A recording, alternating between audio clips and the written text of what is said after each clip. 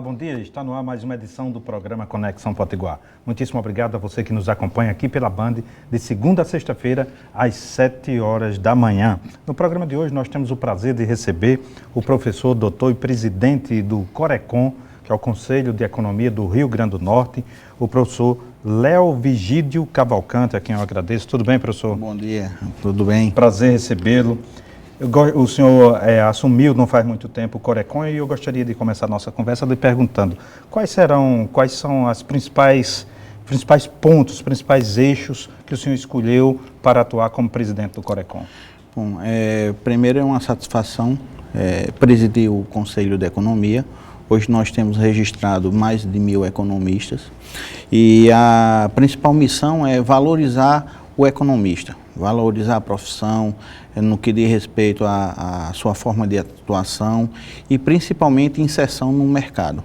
Então, o Conselho de Economia vem desde realizando cursos de reciclagem, participando de eventos onde coloca toda a disponibilidade dos economistas em traçar planos, metas e principalmente no sentido de ajudar os governantes com algum tipo de política que significa melhoria da economia de uma forma geral. Inclusive, nesse sentido, recentemente com a visita do ministro da Economia, Joaquim Levy, no Rio Grande do Norte, o Conselho fez um pleito, né? Apresentou um documento. Isso.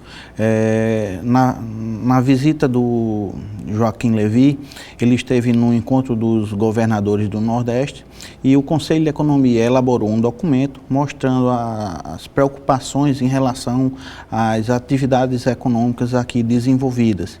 E mostramos a ele a preocupação principalmente no que diz respeito à infraestrutura e de logísticas do Estado, que está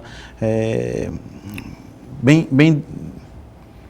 difícil, né? No sentido em termos de comunicação, de deslocamento, de logística de uma forma geral. Em relação à logística, o senhor falou de um tema ou de um ponto que o Rio Grande do Norte tem como um gargalo terrível, que é a questão da logística. Nós temos um porto que tem uma capacidade de carga muito pequena. Nós temos, por exemplo, uma dificuldade em termos de transporte de mercadorias, principalmente se a gente for falar do polo produtor da região de Mossoró. Então, quer dizer, basicamente todas as nossas riquezas estão sendo enviadas ou pelo porto de Suape, Pernambuco, ou pelo porto de Pecém, no Ceará. E o imposto fica onde?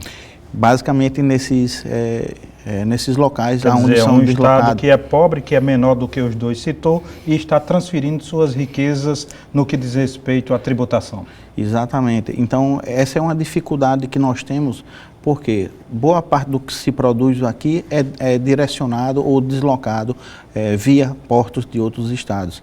Então, um dos elementos mais importantes aqui seria uma readequação do nosso porto, a construção ou a interligação à chamada transnordestina, no que diz respeito à parte ferroviária, e o desenvolvimento de um novo porto, principalmente se fosse localizado na região de Areia Branca.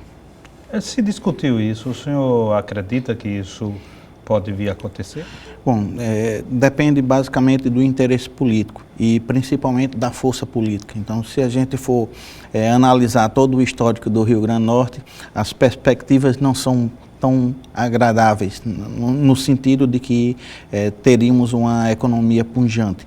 Mas há de se esperar que haja pelo menos um consenso por parte da classe política e que se lute através dos canais, né, para que o Rio Grande do Norte seja agraciado principalmente com esses novos investimentos. O Rio Grande do Norte ele também se destaca, já teve vários ministros, teve presidente do Senado, presidente da Câmara, mas isso não no enfrentamento dos gargalos que aflige a economia do Rio Grande do Norte.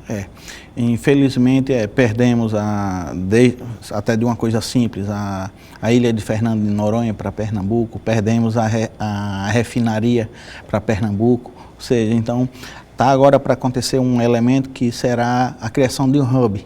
Então, quer dizer, há a possibilidade que aportaria muito na economia do Rio Grande do Norte, principalmente para a questão do turismo.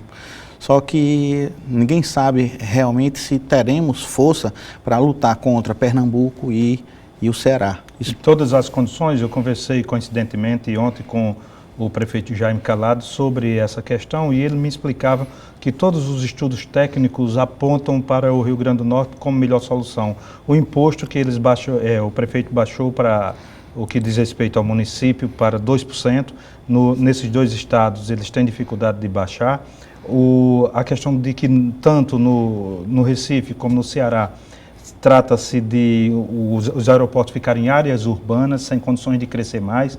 O de São Gonçalo do Amarante tem muito espaço para crescer. Enfim, todas as condições técnicas apontam para que o Rio Grande do Norte ganhe esse hub. Resta saber se teremos capacidade política. Até mesmo porque ainda falta uma série de obras para que se complemente a questão do aeroporto, porque não é apenas a questão do aeroporto, mas sim as vias de... Questão do acesso. Do acesso. Conversamos isso com o pessoal do governo Robson e disseram, aqui inclusive no Conexão Potiguar, e conversando também em off, disseram que isso está bem encaminhado, esses acessos irão ser feitos. Isso é bom porque a perspectiva nesse sentido somente aumenta. Então, vamos torcer para que a nossa classe política possa, de certa forma, conseguir com que esse hub seja instalado aqui. Eu acho que eu fico daqui, eu acho que o senhor daí também, torcendo que Henrique esqueça da derrota dele e volte, sente com o governador Robson e qualquer divergência seja superada em nome desse, que será de grande significado para a economia do Rio Grande do Norte, não é, professor? Com certeza. Estima-se que serão gerados mais 159 mil empregos. Então, isso, de certa forma, vai agilizar a economia do Rio Grande do Norte, que está relativamente estável nesses últimos anos. Fala-se em 4 bilhões de investimento. Sim, porque a questão da cadeia produtiva que você vai desde a área de hotelaria, de transporte, de logística, ou seja, então é realmente um investimento vultoso para um estado pequeno e pobre como o nosso. Perfeito, vamos ficar torcendo e vamos debatendo isso à medida em que for se desenvolvendo esse debate e essas negociações políticas.